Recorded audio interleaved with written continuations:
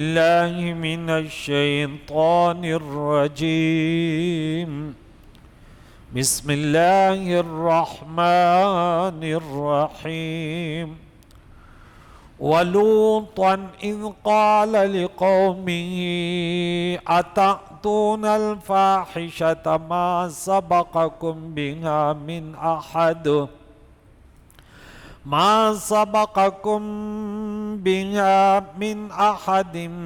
من العالمين. صدق اللہ العظیم. سورہ اعراف آیت نمبر 79 تک درس ہو گیا. صالح علیہ السلام کی قوم کا واقعہ کہ ان سے ایک معجزہ مانگا تھا کہ اس پتھر سے اونٹی نکلے اور وہ بھی 10 مہینے کی گابن ہو، پھر وہ بچہ دے. یہ تمام چیزیں ہو گئی، پھر بھی وہ نہ مانے اور برباد ہو گئے. آج ایک اور نبی کا واقعہ سیدنا لوط علیہ السلام کا. اللہ تعالیٰ فرماتا ہے وَلُوطًا، چونکہ وہ ارسلنا پہلے گزرا کہ ہم نے نوح علیہ السلام کو بھیجا، ہود علیہ السلام، صالح علیہ السلام، تو یہاں بھی اسی پر عطف ہے، اور ہم نے لوط علیہ السلام کو بھیجا.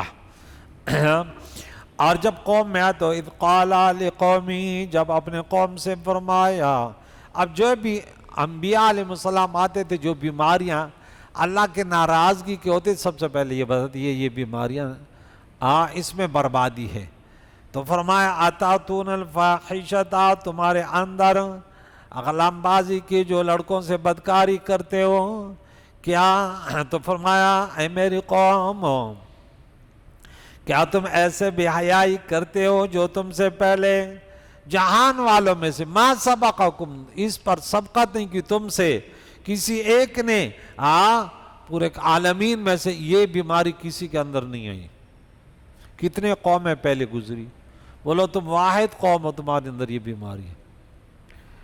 انکم لتاتون الرجال، وہ بیماری ہے کہ بے شک تم عورتوں کو چھوڑ کر مردوں کے پاس شہوۃ من دون النساء، نفسانی خواہشات پورے کرنے کے لیے آتے عورتوں کو چھوڑ کر. بل انتم قوم مسرفون، بلکہ تم حد سے تجاوز کرنے والے ہو. بلکہ حیوانوں کے حد سے بھی تجاوز، حیوانوں میں بھی اس طرح، حالانکہ ان کو تو یہ تمیز نہیں ہے نا، لیکن وہ بھی اس قسم کا وہ عمل نہیں کرتے. تم جانوروں سے، قرآن کا ہر انسان انسان نہیں ہوتا کہ 2 پاؤں سے چلتا انسان ہے. اب دیکھیے قرآن کی طرف پیٹ کر کے بیٹھا ہوا ہے، بھائی گپے باہر لگا رہے، ادھر 2-3 باتیں سنو، کہیں تمہارے اندر یہ بیماری نہ آ جائے. لواطت بہت گندی بیماری ہے، کسی کے اندر بھی آ سکتی ہے نا، بیماری ہے. انسان ایک درد سنتا کہتے یار یہ وہ بیماری ہے جس سے لوط علیہ السلام کی قوم برباد ہوئی. اللہ کی مخلوق ہے، اللہ تعالیٰ کا قانون بدلنے والا نہیں ہے. جس کے اندر وہ بیماری آئے گی، کینسر یہ نہیں کہ اس کو لگا تو مرے گا، اس کو نہیں لے گا. کینسر بیماری جس میں آ گئی مر گیا بس. شرک بیماری جس کے اندر آ گیا، کفر کی بیماری جہنمی ہو گیا. بے نمازی جو بھی بنا مردود ہو گیا، نہ فاتحہ نہ درود ہو گیا، اس کے کان میں شیطان نے پیشاب کر دیا. اور آج کل کے ینگ لڑکے واہ واہ فلمیں دیکھ کے ستیہ ناز کر دیا. اللہ بچائے، بولو امین. حد سے تجاوز کرنے والے ہو. وما کان جواب قومی، قوم نے یہ نہ کہا کہ ٹھیک ہے بچیں گے، وہ بھاگ گیا. بولے نہیں بھائی یہاں نہیں سنو، استاد جی کی باتیں کڑوی ہے، بھاگ جاؤ تیزی سے. کالے کپڑوں والے کو میں نے دیکھا یوں، ایک نے بولا یہاں بیٹھا ہوا تھا سامنے نا، اب میں نے بولا محرم میں سنی کالے، وہ بولے یار بھاگو یہاں سے، ہم نے تو محرم کے لیے کالا سوٹ بنایا تھا. اب ایسے سنی کو کیا کرو گے؟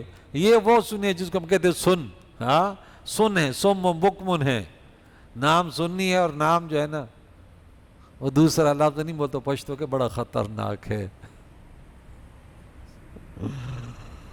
قوم کا جواب نہ تھا، صرف بھاگ گئے. کہنے لگے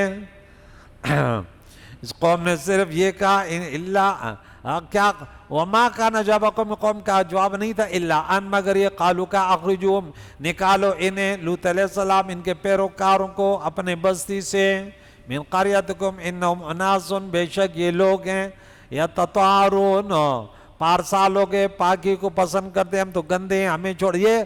ان سے استہزاء مزاح کر رہے تھے. اب خود اپنا ہلاکت کے اسباب بنا رہے ہیں. فانجیناہم نجات دی لوط علیہ السلام کو اعلی اس کے گھر والوں کو الا امرأتہ سوائے اس کی بیوی کی کانت من الغابرین وہ عذاب میں باقی رہنے والوں میں سے ہو گئی وامطرنا علیہم مطرا اور ہم نے ان پر بارش برسائی پتھروں کی فانظر دیکھیے محبوب کیف کان عاقبۃ المجرمین کہ مجرموں کا انجام کیسا ہے مسلمانوں کا انجام یہاں دیکھیں چند باتیں آپ کو بتا دوں پیاری پیاری کہ حضرت لوط علیہ السلام ابراہیم علیہ السلام کے بھتیجے تھے ان کا شجر نسب یہ ہے لوط بن حاران حاران حضرت ابراہیم علیہ السلام کے بھائی تھے اور ابراہیم بن طارق حاران دونوں بھائی ہیں طارق ہم کہتے ہیں نا ابراہیم علیہ السلام کے والد کا نام طارق تھا طارق بن ساروع بن عرع بن نافع بن غابر بن شالق بن ارفاشن بن سام بن نوح بن لمک بن متوشلق بن قنوخ جو ادریس علیہ السلام کا نام تھا بن قنوخ بن انوش بن شیس بن آدم علیہ السلام حضرت جابر بیان کرتے ہیں کہ جس شخص سے سب سے پہلے جس شخص نے اللہ تعالیٰ کے راہ میں جہاد کیا وہ ابراہیم خلیل اللہ تھے جب اہل روم نے حضرت لوط علیہ السلام کو قید کر لیا تھا تو ابراہیم علیہ السلام اسے قتال کیا اور لوط علیہ السلام اپنے بھتیجے کو چھڑایا حضرت انس رضی اللہ بیان کرتے ہیں کہ مسلمانوں میں سب سے پہلے حضرت عثمان رضی اللہ تعالیٰ عنہ نے حبشہ کی طرف ہجرت کی تھی نبی اکرم صلی اللہ علیہ وسلم کو ان کے متعلق کوئی خبر نہیں ملی جب یہ ہجرت کی آپ ان کے متعلق خبروں کے منتظر تھے کہ قریش کی ایک عورت آئی اور کہنے لگی اے ابو القاسم علیہ السلام میں نے آپ کے داماد کو سفر میں دیکھا ہے کہ ان کی اہلیہ پیارے قائد و جان کی بیٹی محترمہ خاتون جنت ان کے ساتھ تھی کمزور لوگوں کے ساتھ دراز گوش پر سوار تھے اتنی دولت کے باوجود بھی یہ تھی جنتی لوگوں کی پہچان اور وہ اس کو چلا رہے تھے اور اس کے پیچھے چل رہے تھے اس کی بیٹی مبارکہ دراز گور پر سوار تھی پیارے قائد و جان نے فرمایا اللہ ان دونوں کی حفاظت فرمائے بے شک لوط علیہ السلام کے بعد عثمان اپنے اہل کے ساتھ اللہ کے طرف ہجرت کرنے والے پہلے شخص ہے کہ لوط علیہ السلام نے کی تھی ہجرت پھر میری اس داماد نے کی ابراہیم علیہ السلام کو ارض مقدسہ کی طرف بھیجا گیا اور حضرت لوط علیہ السلام کو 4 شہروں کی طرف بھیجا گیا وہ شہر کے نام یہ ہے سدوم عمورا اور سبویرا ان میں سے ہر شہر میں 1,00,000 جنگجو لوگ تھے ان کا مجموعہ 4 لاکھ تھا ان میں سب سے بڑا شہر سدوم تھا اور لوط علیہ السلام اسی میں رہتے تھے یہ شام کے شہروں میں سے ہے اور فلسطین سے 1 دن اور 1 رات کی مسافت پر تھا اللہ تعالیٰ نے قوم لوط کو مہلت دی تھی انہوں نے اسلامی شرم و حیا کے حجاب چاک کر دیے اور بہت بڑی بے حیائی کا ارتکاب کیا حضرت ابراہیم علیہ السلام میں دراز گوش پر سوار ہو کر قوم لوط کے شہروں میں جاتے اور ان کو نصیحت فرماتے تھے ان کی نصیحت کو قبول کرنے بجائے انہوں نے منہ پھیر لیا انکار کر دیا اس میں مزید واقعات تاریخی واقعات ہیں میں تھوڑا آگے سے ان کے اندر یہ بیماری کیسے پیدا ہوئی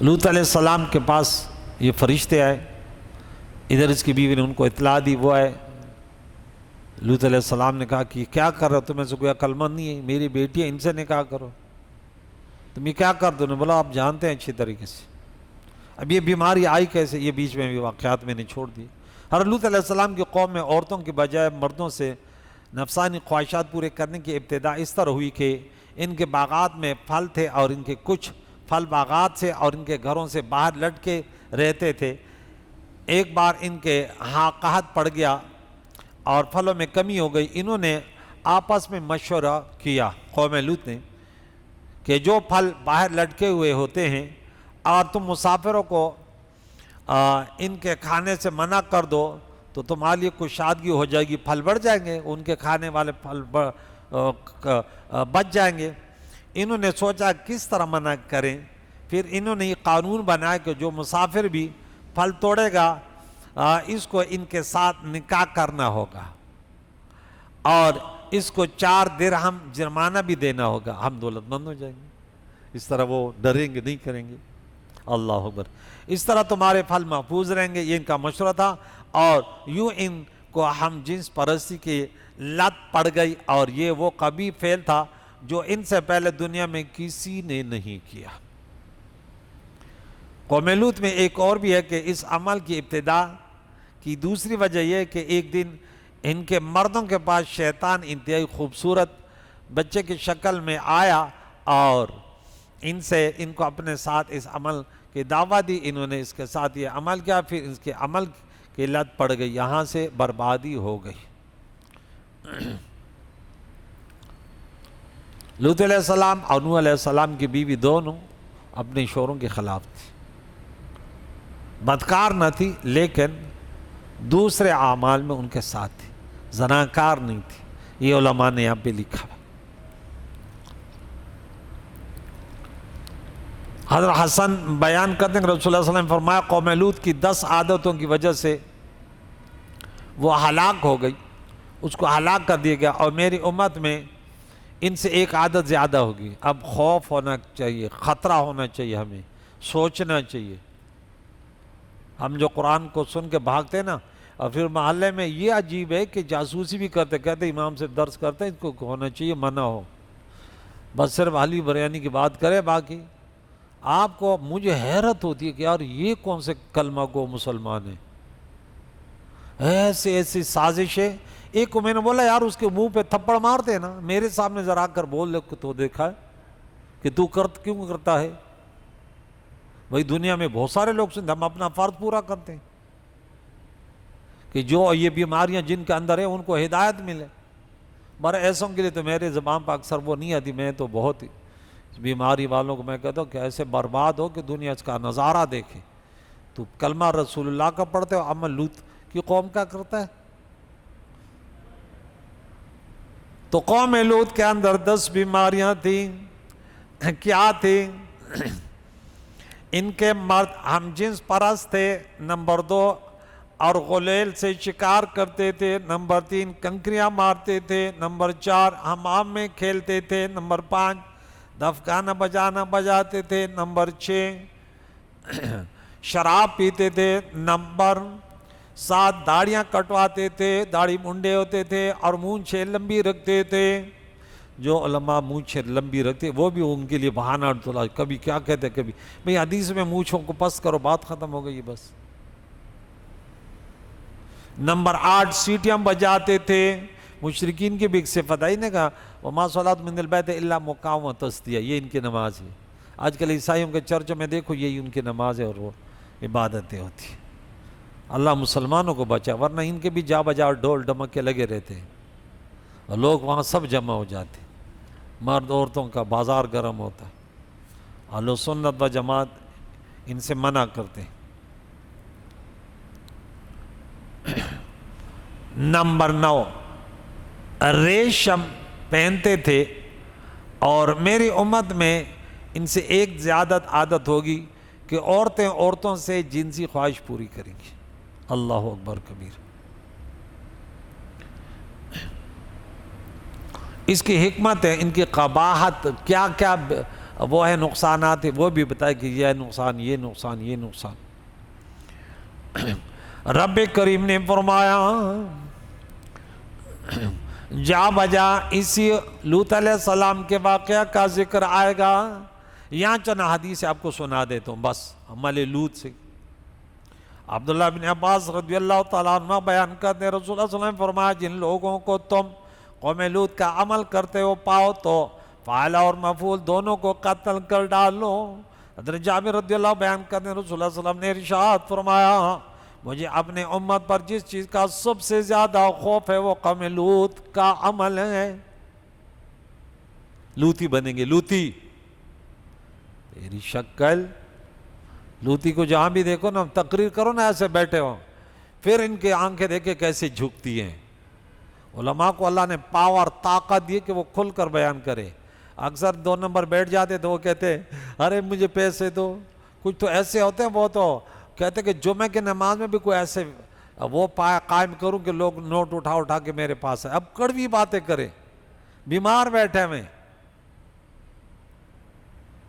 لوتی بیٹھے ہوئے، زانیہ بیٹھے ہوئے، بدکار بے نمازی بیٹھے، ان کو بولو توبہ کرو ورنہ جہنم تمہارا ٹھکانہ ہے، برباد ہو جاؤ گے، رزق میں تنگی ہوگی، بے چینی ہوگی۔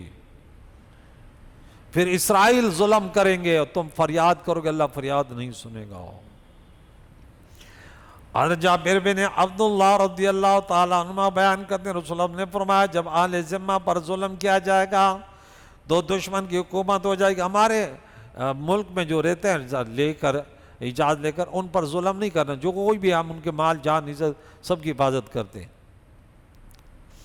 اور جب زنا بکثرت ہوگا تو قیدی بکثرت ہوں گے، اور جب قوم لوط کا عمل کرنے والے زیادہ ہوں گے تو اللہ تعالیٰ اپنا دست رحمت مخلوق سے اٹھا لے گا، پھر وہ کوئی پرواہ نہیں کرے گا کہ وہ کس وادی میں ہلاک ہو رہے ہیں، فریاد کریں گے، اللہ فریاد نہیں سنے گا، لوتیوں کی فریاد نہیں سنی جائے گی۔ ابو ہریرہ رضی اللہ بیان کرتے ہیں، رسول اللہ صلی اللہ علیہ وسلم نے فرمایا اللہ تعالیٰ مخلوق میں اپنے مخلوق میں سے 7 قسم کے لوگوں کو 7 آسمانوں کے اوپر سے لعنت فرماتا ہے، اللہم لا تجعلنا منہم یا رب العالمین، اور ان میں سے ہر ایک پر 3 بار لعنت کو دہراتا ہے۔ فرماتا ہے جس نے قوم لوط کا عمل کیا وہ ملعون ہے، جس نے قوم لوط کا عمل کیا وہ ملعون ہے، جس نے قوم لوط کا عمل کیا وہ ملعون ہے، جس نے غیر اللہ کے لیے ذبح کیا وہ ملعون ہے، وما اہل لغیر اللہ۔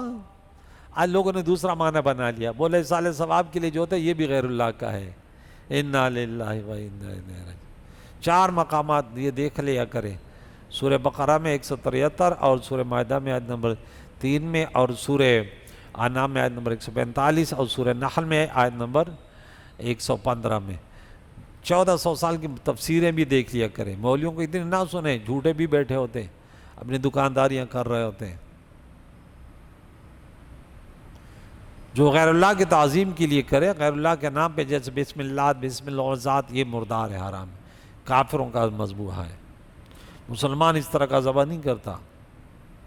اب وہابڑوں نے اپنی تشریح کر دی، بولے نہیں اس سے مراد ہے جو اصال ثواب کرتے ہیں کہ یہ گائے جو ہے میرے والد کے نام پر ہے، یعنی اصال ثواب۔ جیسے حضرت سعد رضی اللہ عنہ کا کنواں بنایا اور پھر لکھا یہ ام سعد کے لیے، یعنی اصال ثواب اس کا پانی پینا، اس کے قرب کے لیے، اس کے تعظیم کے لیے ہو تو پھر یہ حرام، اصال ثواب ہو تو برکت۔ نمبر 3، جس نے جانور کے ساتھ بدفعلی کی وہ ملعون ہے۔ جس نے اپنے ماں باپ سے تعلق توڑا وہ ملعون ہے، یہ 4 نمبر کا ہے۔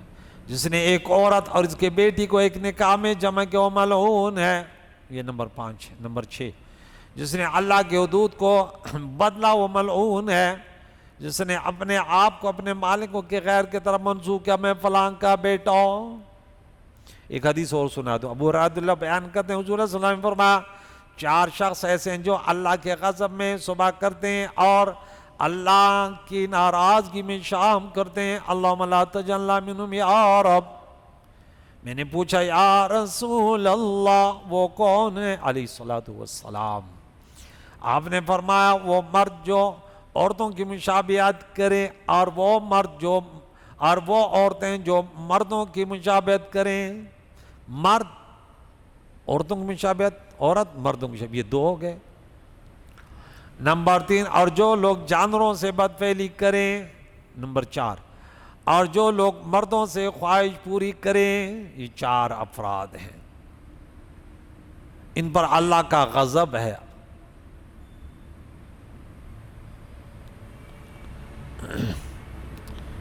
اس کے لیے مختلف سزائیں، پھر کہ ان کو جلا ڈالو، اس کو سنسار کر ڈالو، اس کو بڑی عمارت سے نیچے گرا دو. مختلف روایاتیں اس کی آئی ہیں.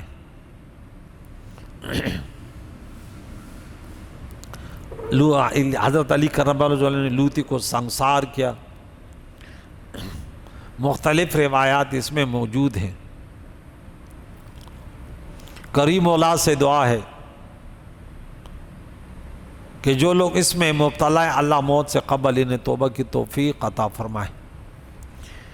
کہ قوم لوط اس میں برباد ہوا. اللہ تعالیٰ نے جبرائیل علیہ السلام کو حکم دیا، انہوں نے اپنا پر ان شہروں کے نیچے داخل کیا اور اس زمین کو اکھاڑ کر بلند کیا، حتیٰ کہ آسمانوں والوں نے کتوں اور مرغیوں جو اس بستی میں تھے ان کی چیخ پکار کو سنا. پھر انہوں نے بلندی سے اس زمین کو پلٹ دیا اور ان پر پتھروں کی کنکریاں برسائی. جب عذاب الہی کا وقت آ گیا اور رات کی ابتدا ہوئی تو فرشتوں کے اشارے پر حضرت لوط علیہ السلام اپنے خاندان سمیت دوسری طرف سے نکل کر صدوم سے رخصت ہو گئے، لیکن ان کی بیوی نے ان کے رفاقت سے انکار کر دیا اور راستے ہی سے لوٹ کر صدوم واپس آ گئی. جب رات کا پچھلا پہر ہوا تو پہلے تو ایک ہیبتناک چیخ نے اہل صدوم کو تہ و بالا کر دیا، پھر آبادی والے زمین کو اوپر اٹھا کر الٹ دیا گیا اور اوپر سے پتھروں کی بارش نے ان کا نام و نشان کو مٹا دیا. وہ سزا دی جو خود یہ بکواس کرتے تھے کہ لوط علیہ السلام کو نکالو یہ پاکیزہ لوگ ہیں.